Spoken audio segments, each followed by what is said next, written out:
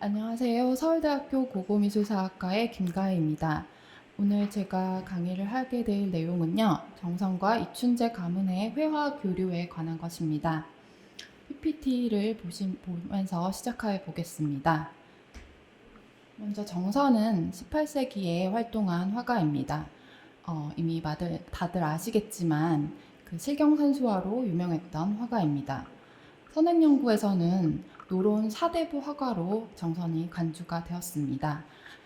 특히 안동김문과 같은 노론 성향의 가문이 매우 강조가 되었습니다. 가문과의 관계가 강조가 되었습니다. 이것은 정선이 자신에 대해서 직접 남긴 문헌 기록이 없었기 때문에 이제 주변 가문과의 관계를 통해서 정선에 대해서 이제 살펴볼 수밖에 없었는데요. 제가 들었던 의문점은 정말 정선이 과연 노론 성향의 당색을 지녔던 그런 사대부 화가였을까 이런 게 되게 궁금했습니다. 그래서 제가 공부를 했을 때 느꼈던 것은 이 역사라는 게 생존한 기록들에 의해서 쓰인다는 것이었습니다. 살아남아 있는 기록들에 의해서 지금의 역사가 쓰였다는 것입니다.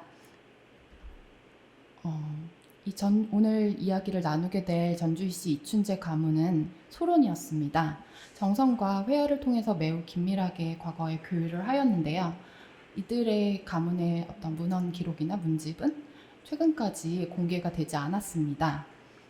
그 이유는 1776년 이춘재의 아들 이창임이 환관 김수현 등과 결탁하여 영모를 꾀하였다는 죄목으로 대사관직을 삭탈당합니다. 형이었던 이창급도 동생의 일에 연루되어서 정주 목사직을 삭탈당합니다. 이런 영모 사건으로 인해서 가문 전체가 패족을 당하는 불행을 겪게 됩니다. 이 전주 이씨 집안에서는 이것이 정조 때의 홍구경과 정원실 등의 모함이라고 생각을 합니다. 이들은 계속 신원이 이제 한참 동안 이루어지지 않았고 이 가문은 매우 이제 어떤 유명했던 명문 경화세족이었지만 이 영모 사건으로 인해서 이 가문은 중앙의 정계에서 밀려나 오랫동안 궁핍한 삶을 살게 됩니다. 이러한 이제 과거의 선조 때의 일 때문에 전주이씨 영해군 파에서는 본인들 이 가문의 문집을 외부로 공개하는 것을 매우 꺼려해 왔습니다. 그러던 중에 이제 제가 2010년에 이 논문을 준비하는 과정에 조사를 하면서 이제 공부를 했을 때 이 가문이 정선과 매우 긴밀하게 교류를 했음을 알 수 있었습니다. 한 명씩 조금 더 자세히 살펴보겠습니다. 먼저 전주시 이춘재 가문을 살펴보겠습니다. 제가 영해군 파 그 가문에 가서 이제 가져온 두 가지 이가세고와 가승이라는 이 영인본인데요. 이 영해군 파에서 소장한 문집들을 다 영인을 해가지고 최근에 이제 만들어 놓은 아주 방대한 그 문집입니다. 여기를 이제 보시면 이언경이라고 이춘재의 부친과 이춘재의 그 아들들 창급과 창임의 쭉 문집이 있습니다. 그 아랫대들까지의 문집이 다 수록되어 있는 매우 방대한 규모의 영인본입니다. 그 중에 이제 이춘재의 중훈제 유고와 이창급의 일화홍 유고에 특히 정선과의 교류가 많이 기록이 되어 있습니다. 이춘재에게는 5명의 아들이 있었습니다. 그래서 이창효, 이창좌, 이창급, 이창임, 이창윤이 이렇게 5명의 아들이 있었는데 이 중에서 특히 창좌와 창급 그리고 아버지 이춘재가 정선과 회화를 통해서 교류를 하였습니다. 이춘재에 대해서 좀 살펴보겠는데요. 자는 중이고 호는 중은제였습니다. 이 중은이라는 의미도 이제 뒤에 더 살펴볼 텐데요. 한양의 한양의 되게 중심부에서 시은을 한다는 그런 그 가운데서 응거를 한다, 도성 가운데서 응거를 한다라는 어떤 경화세족의 정체성이 반영되어 있는 호입니다.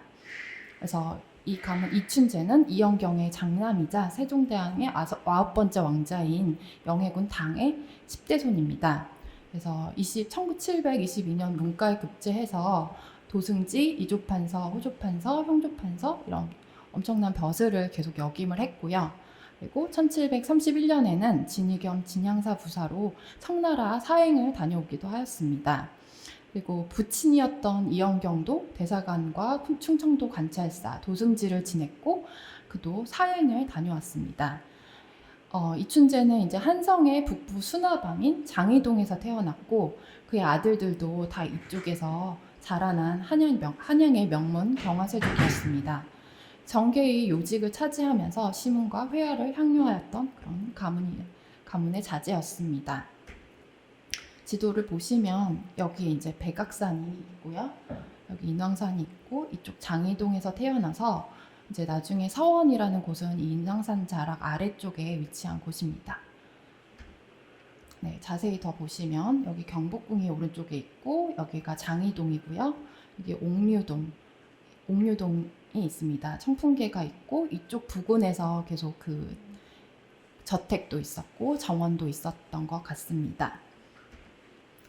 먼저 이춘재와의 그 교류를 좀 먼저 살펴볼 수 있는 그림으로는 서교전이도가 있습니다.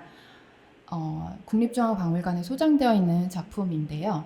여기 왼쪽에 보시면 서교전이 신의 개 동심이라고 글이 쓰여 있어서 신해년에 전이한 거를 전별한 걸 그린 거다. 그래서 신해년이라면은 1731년이고 겨울에 이제 전별을 그린 것입니다. 그래서 여기 자세히 보시면 오화관이 보이고 이런 전별하는 장면이 나타나서 그럼 신해년 1731년의 사행을 살펴보면 그때 이제 옹정제의 이제 부음을 왔던 거예요. 담례로 사행을 가게 됩니다. 그래서 그때 사행에 참여했던 사람들은 정사로 양평균 이장과 부사로 이춘재, 서장관, 윤득화 등이 참여를 하였습니다. 그래서 기존의 연구에서는 정선이랑 이춘재의 관계가 있었기 때문에 이 그림도 이춘재를 위해서 그려준 것이 아닌가라고 추정을 하였는데 사실은 정확하게 이게 이춘재가 소장을 했는지 이춘재를 위해서 그렸는지는 아직 확정 지을 수는 없고 다만 그 이춘재가 사행을 갔던 일을 그렸던 것은 분명해 보입니다. 다음으로 오늘 중점적으로 좀 살펴볼 화첩은 서원첩이라는 것입니다. 1739년 여름 이춘재는 조연명, 황정, 조영국, 송익보, 서종벽, 심성진 등의 이 소론 인사들과 함께 자신의 정원이었던 서원이 위치한 아까 말씀드렸던 옥류동과 옥류동에서 시작해서 그 청풍계로 넘어가는 등산 모임을 한 다음에 정선에게 그림을 주문합니다. 지금 이 인왕산의 모습인데요. 여기서 옥류동에서 이렇게 올라가서 내려오는 그런 등산 모임입니다.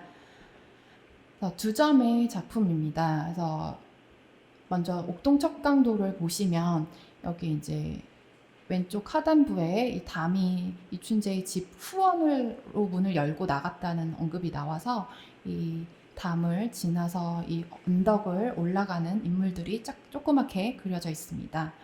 사실은 이 왼쪽 그림만 이춘재를 위한 걸로 알려져 있었는데 제가 이제 옛날 문집 도록 같은 거를 살펴보면서 이 오른쪽에 풍계 임류도도 이 당시 이때의 같이 세트로 그려진 작품인 것을 좀 찾아냈습니다. 그 근거는 오른쪽에 이제 글씨가 쓰여 있는 이 형식이 똑같고 옥동척강 풍계임류라는 네 글자로 적혀 있는 형식이 똑같고 그리고 이 왼쪽 가로 세로의 작품의 크기가 완전히 동일합니다. 지금 이제 오른쪽의 작품은 개인 소장이고요. 왼쪽은 리움에 소장되어 있습니다. 그래서 오른쪽은 이제 아까 옥류동에서 올라가서 청풍계로 내려왔다고 했는데 청풍계로 내려와서 여기 이 시냇가에 사람들이 앉아서 이제 물가에서 땀을 식히고 있는 그런 모습이 그려져 있습니다. 이런 그 등산 모임을 한 이후에 1740년에 이춘재는 자신의 정원이었던 서원에 정자를 만듭니다. 그래서 6월에는 이 자신의 정자에 대해서 이병현에게 시를 지어달라고 부탁을 하고 정선에게는 그림을 그려달라고 주문을 해서 이 두 시와 그림을 그려받게 됩니다. 먼저 그림을 살펴보시면 이 서원 소정도입니다. 이 정자인데요. 좀 소박하게 보이는 이 띠로 지푸라기로 만든 이 정자입니다. 그래서 여기 자세히 보시면 이쪽 왼쪽에 물길이 있는데 여기는 옥류동이라고 적혀 있고 오른쪽에는 세심대라고 적혀 있습니다. 그래서 이춘재의 정자가 옥류동과 세심대 가운데에 있었던 것을 알 수 있습니다. 그래서 모장으로 된 소박한 이 정자를 지어서 만년에 자기의 유거지로 응거할 수 있는 장소로 삼고자 했다고 이제 이춘재가 말을 합니다. 그래서 이 그림만 보면 어딘가 되게 깊은 산골에 있는 곳 같지만 이곳은 되게 한양의 인왕산 바로 밑에 있는 그런 장소입니다. 그래서 오른쪽 하단부에 이제 저택이 있고 이춘재의 집이 있었고 이제 여기 오솔길을 지나가면 소나무가 나타나고 거기 뒤에 후원에 있는 정자입니다. 그래서 이 서원 소정도와 세트를 이루는 작품으로 같이 그려준 것이 서원 조망도입니다. 이 왼쪽에 이 정자에서 한양의 모습을 이렇게 조망하는 모습을 그렸습니다. 그래서 여기도 자세히 보시면 회맹단 그리고 삼청 그리고 여기 뒤에 남한산성, 남한, 종남, 관악 그리고 여기 경복궁 그리고 사직 그리고 인경궁 이런 글씨가 조그맣게 적혀 있습니다. 그래서 기존 연구에서 이제 이 이춘재가 자신의 정자에서 보이는 풍경을 팔경으로 선정해서 차경의 형식으로 포섭해서 그린 것이다라는 선행 연구가 있었습니다.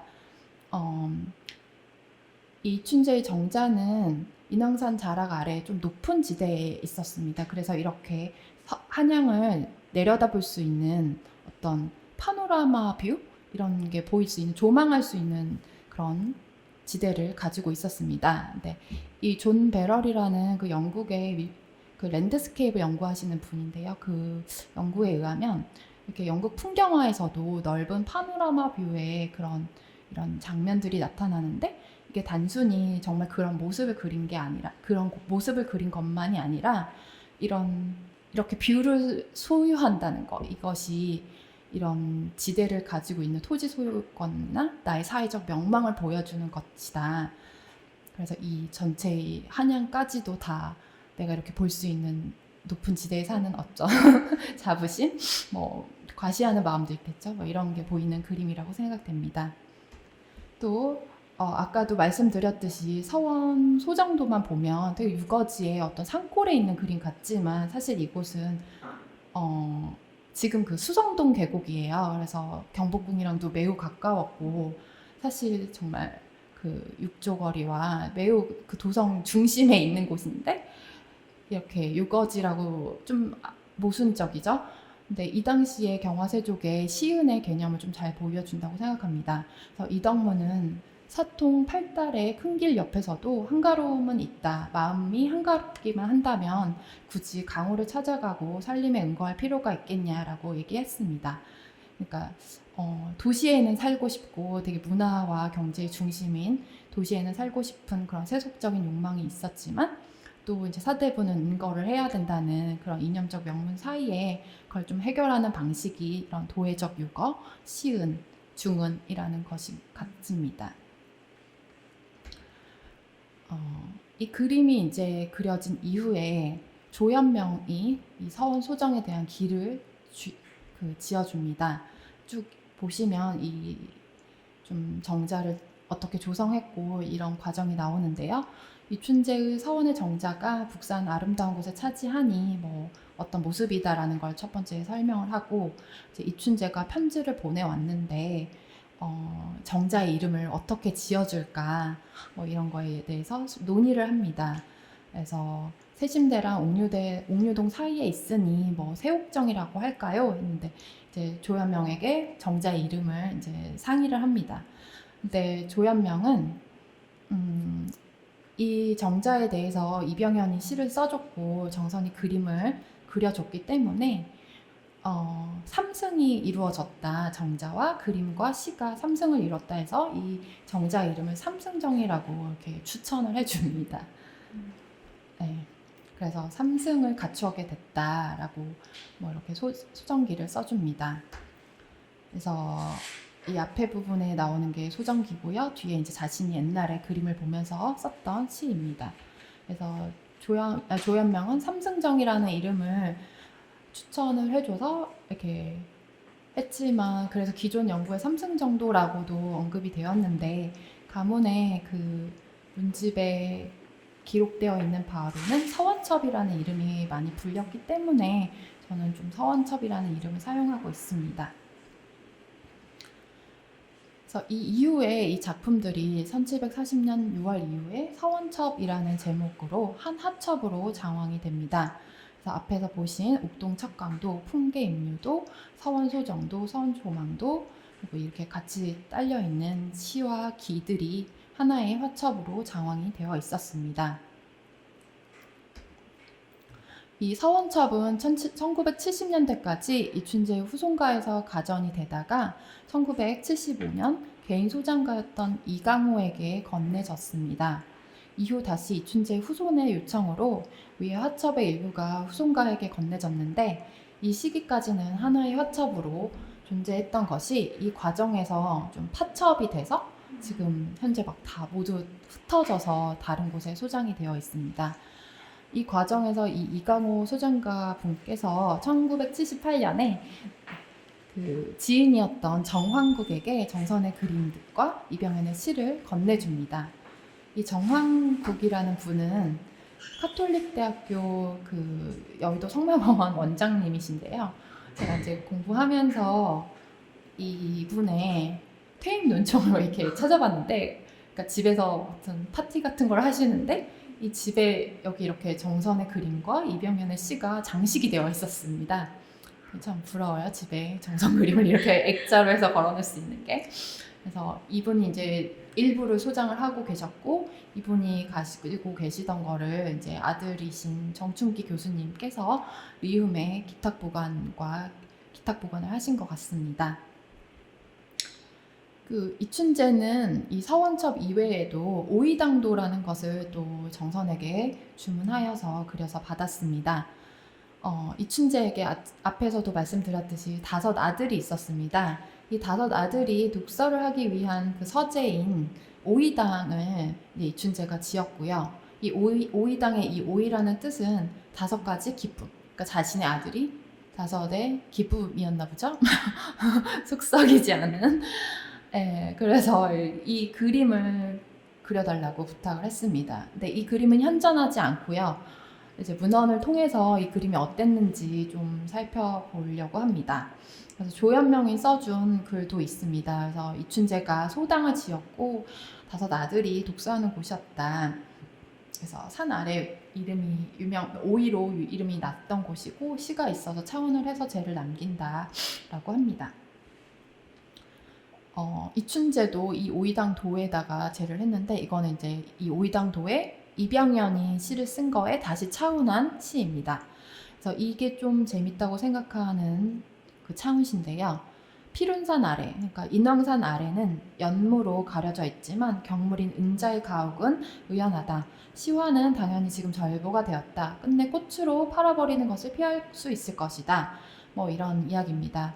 이 글을 통해서, 시를 통해서 이제 그림의 모습을 추정을 하면 인왕산 아래 어떤 연무가 가려져 있는 가옥이 있고 뭐 그런 풍경일 거라고 저는 생각을 해서, 이게 인왕산을 배경으로 한 어떤 재택 경관도가 아닐까라고 추정을 했습니다. 그래서 좀 비슷한 걸로 좀 생각을 해보면 이런 인왕제색도와 같은 모습이지 않았을까. 이 인왕제색도에도 저택이 여기까지 이제 담을 경계로 어떤 저택과 그 후원에 있는 후원과 그 뒷산인 인왕산을 배경으로 한 재택 경관도이기 때문에 이런 류의 그림이지 않았을까. 이제 오이당도가 인왕제색도라는 건 절대 아니고요. 네, 그렇게 생각이 듭니다. 다음으로는 이청자에 대해서 좀 살펴보겠습니다. 이청자는 이춘재의 둘째 아들이었습니다. 그래서 자는 성보고 중년 이후에는 성사로 바꿨습니다. 당숙인 이성재의 계자로 갔습니다. 그래서 창의동에서 28세의, 창의동은 아까도 말씀드렸듯이 그 백악산 아래에 있는 그쪽 동네에서 이제 28세의 아주 젊은 나이에 병에 걸려서 요절을 하게 되었습니다. 그래서 직접 만든 어떤 문집이나 이런 건 없었고, 동생의, 제가 공부를 했을 때는 이제 동생이 만든 문집, 동생의 문집, 일왕홍 유고를 통해서 이 이창자와 정선과의 교류를 간접적으로 추정할 수밖에 없었습니다. 그런데 이제 이번에 2021년 8월 26일 그 옥션 이 경매에 나온 이춘재 문집 수서 가장이 이제 출품이 되었는데요. 이건 정말 이창급의 문집. 이 이창급의 문집이 이제 나와서 좀 더 이 기록을 보강할 수 있을 것 같습니다.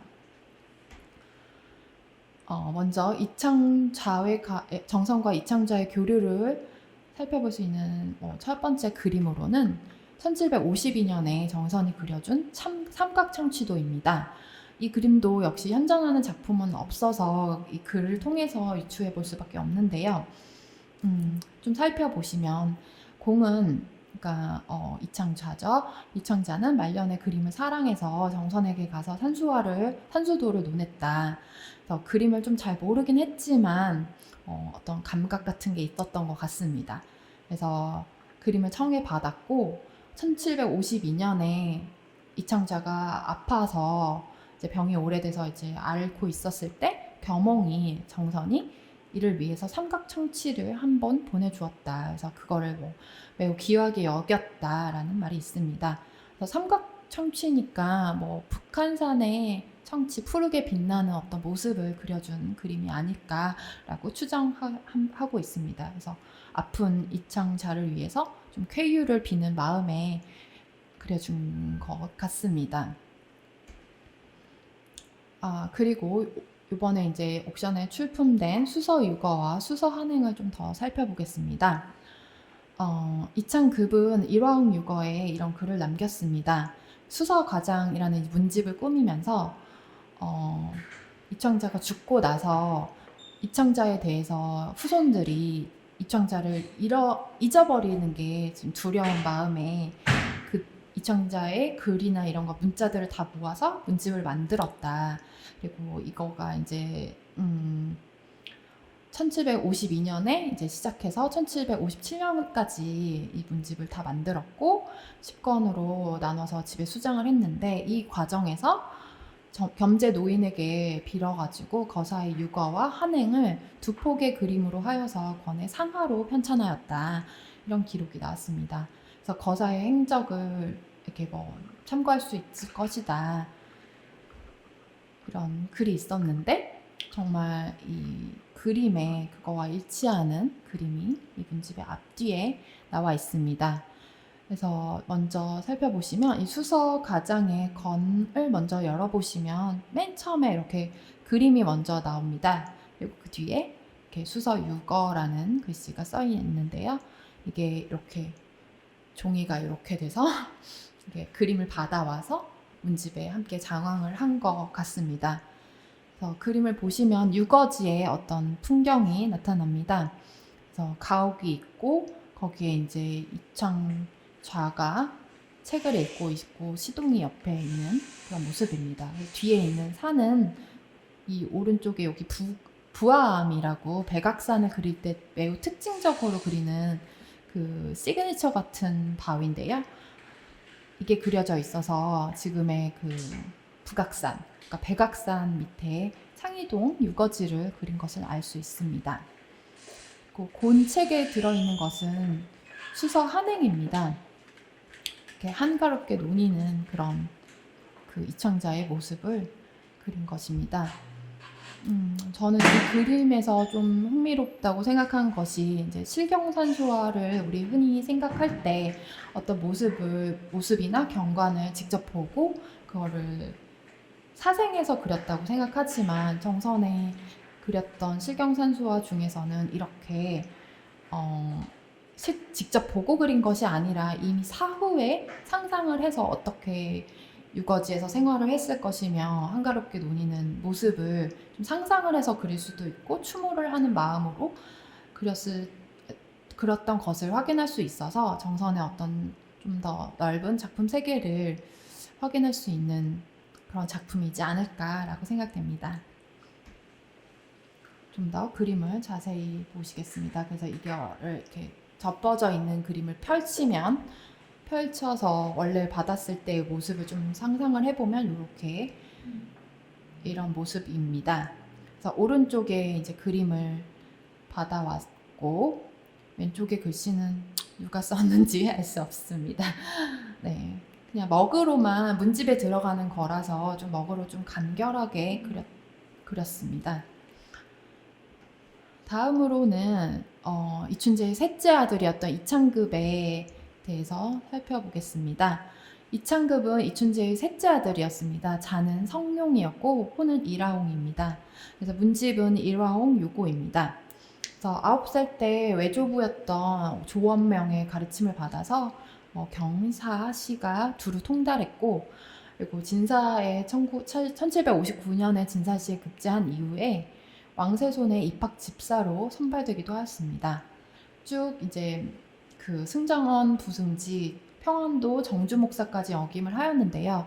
앞서도 이야기했듯이 이창임의 동생의 그 영모 사건 때문에 이 정주 목사직을 하다가 삭탈을 당했습니다. 이 이창급이 한 어떤 중요한 일 중에 하나가 아까도 말씀드렸듯이 형 이창자의 문집인 수서가장을 편찬했다는 것입니다. 그리고 그 과정에서 이창자에 대한 추모의 그림 수서유거와 수세한흥을 정선에게 그려달라고 부탁을 한 일이 있습니다. 그리고 이제 1775년에는 영모 사건으로 인해서 관직을 삭탈당하고 이후 4년간 파주와 과천을 떠돌며 생활을 하게 됩니다. 거의 이제 이때쯤 되면서 이 가문이 좀 몰락하게 됐던 것 같습니다. 이창급에 관한 걸 좀 더 자세히 살펴보겠습니다. 먼저 이창급은 정선의 백운동도를 감상하였습니다.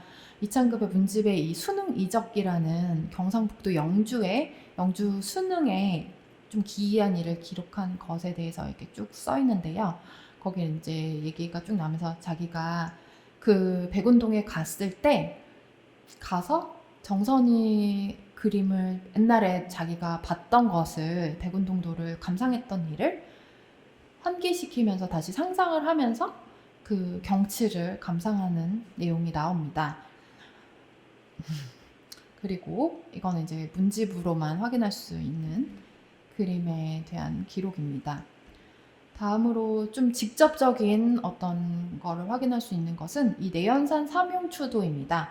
현재 삼성미술관 리움에 소장되어 있는 그림인데요. 매우 대폭의 축그림입니다. 이 내연산 삼용추도는 정선이 청하현감으로 재직하던 1734년에 내연산에 상중한 삼용추가 있는 큰 폭포, 세 개의 폭포가 있는 여기를 방문을 했습니다. 근데 정선이 어떻게 이 1734년에 갔는지 알 수 있냐, 이거는 정말 여기 내연산 폭포에 가면 앞에 최한수 선생님께서 발견하신 건데, 여기 가빈추 정선이라는 바위에 각자를 새긴 게 있습니다. 그래서 가빈년에 정선이 정말 이곳에 직접 방문한 것을 확인할 수 있습니다. 그렇다면 이 그림은 좀 반복해서 계속 그려지는데, 이 리움에 있는 내연산 삼용추도가 34년에 그렸을 수도 있고 그 이후에 좀 반복해서 그리는 과정에서 그린 걸 수도 있고, 어쨌든 이 작품 자체의 연도는 지금 확정할 수 없습니다. 하지만 여기서 좀 재미있는 것은 지금 이 그림과 위에 추가로 붙어있는 이 비단의 색깔이 다른데요. 이 위에 있는 것이 조영석이 따로 붙인 제발입니다. 그래서 이 조영석이 이 그림에 대해서 글을 쭉 쓰면서 이성용 제 종보라고 썼습니다. 그러니까 이성용을 위해서 이 제발을 지었다, 조영석이라고 썼는데, 이게 좀 그 전에 주목을 많이 못 받았어요. 근데 이 이성용이 이창급입니다. 아까 말씀드렸듯이 이창급의 자가 성룡이었기 때문에. 그렇다면 그러니까 조영석이 이 그림을 가지고 있다가 어느 때에 이제 그 이창급에게 이 그림을 주면서 위에 추제를 달아서 선물을 했던지 뭐 돈을 주고 팔았을 수도 있고요. 어쨌든 건넸던 것으로 추정할 수 있습니다. 다음으로 또 이창급과 관련되는 정선과 관련되는 중요한 그런 기록으로는요, 남북산 장자가 있습니다. 백악도와 남산도라고 가 포함되어 있는 어떤 그림인데요. 백악도는 아까도 말씀드렸던 듯이 북악산의 그림을 그린 것과 지금 서울의 남쪽에 있는 남산의 그림을 그린 것이 이제 이 집안에 정선이 그려준 것이 소장이 되어 있었습니다. 그래서 좀 제발이 좀 재밌어서 갖고 와봤는데, 지난해 봄이 이제 이창급이 쓴 글입니다. 봄이 시작할 무렵에 내가 이제 그 백악산에 지팡이를 짚고 한번 올라가 봤는데 다리에 병이 생겨가지고 이제 다시 등산을 못했고 그랬는데 이제 정선이 그림을 그려줘서 병중에 이 그림을 통해서 내가 여행을 이렇게 감상을 할 수 있다. 뭐 겸홍은 나처럼 다리가 아프지 않아서 다행인 것 같다라는 언급이 나옵니다. 네, 그리고 그 남산의 그림에 대해서도 남산도 직접 간 게 아닙니다. 그러니까 이 그림도 1년 전에 그냥 정선이 그림을 그려줬을 뿐이고 이전에 자기의 경험과 과거의 경험과 연결을 하면서 감상을 합니다. 그러니까 남산도 20년 전에, 그러니까 서울에 산다고 다 이게 남산을 가보고 이러는 게 아닌 것 같아요. 근데 20년 전에 한번 올라가 봤는데 뭐 이후에는 이제 가지 않았고 뭐 기억에 매우 또렷하다. 이제 정선이 그림을 그려줬고 이병현도 여기에 시를 써줬던 것 같아요. 그래서 이런 그림을 통해서 감상을 하고 와유가 되었다라는 언급이 나옵니다. 그래서 이렇게 다시 한양의 도성을 보시면 한양의 이쪽 북쪽에 있는 산이 백악산이고 남쪽에 있는 산이 남산인데 이 백악산과 남산의 그림을 어떤 세트로 정선이 이창급에게 그려준 것 같습니다. 그래서 인왕산 밑에 살면서 어떤 인왕산을 배경으로 하는 그림도 갖고 있었고 백악산의 그림과 남산의 그림, 그래서 한양 주변의 어떤 산들의 그림을 이 가문이 소장을 하고 있었습니다. 그래서 이 백악도와 남산도는 현재 전하고 있지 않습니다. 하지만 그러니까 이창급이 직접 받았던 작품은 당연히 전하고 있지 않는데 정선이 그린 것과 정선 화풍의 영향을 받은 어떤 정선 화파의 그림을 통해서 어땠을지 좀 추정을 해보겠습니다. 그래서 지금 보고 계시는 이 백악산도 그림은 직보라는 사람을 위해서 그려준 건데요. 좀 간결하게 이 백악산의 아까 여기 부화함의 특징적인 그 모습과 백악산의 모습을 간결하게 그려준 작품입니다. 또한 그리고 정선 화파인 김윤겸과 엄치욱도 이 백악산의 그 그림을 그렸습니다. 그러니까 정선 화파는 정선이 그렸던 거에 어떤 화재와 화풍의 영향을 아주 강하게 받기 때문에 정선도 어떤 이런 백악산만을 주제로 한 어떤 그림을 좀 그렸던 것 같습니다. 그리고 남산을 그린 것으로는요, 이렇게 단폭으로 좀 그린 건 찾을 수가 없고, 조그만 그림으로 이 고려대박물관 소장의 목멱산도가 있습니다. 좀 간결하게 그렸지만, 그 남산 위에 소나무와 이게 특징적인 모습을 좀 잘 살려서 그렸다고 생각합니다. 그리고 정선은 남아있는 작품 중에 남산만 이렇게 크게 그린 건 없지만, 이 경교명승접 같은 어떤 한양의 전경을 그릴 때도 남산의 이 모습을 자주는 그렸던 것 같습니다. 여기도 위에 이제 소나무와 이런 왼쪽에 보이는 거와 매우 실루엣이 유사해서 남산의 그림을 좀 반복적으로 그렸고 정말 남산만을 주제로 한 그림도 그려서 이창급이 가지고 있었을 것으로 생각됩니다. 그래서 좀 이 이춘재 가문의 정선 작품의 수장 목록을 좀 정리를 해봤는데요.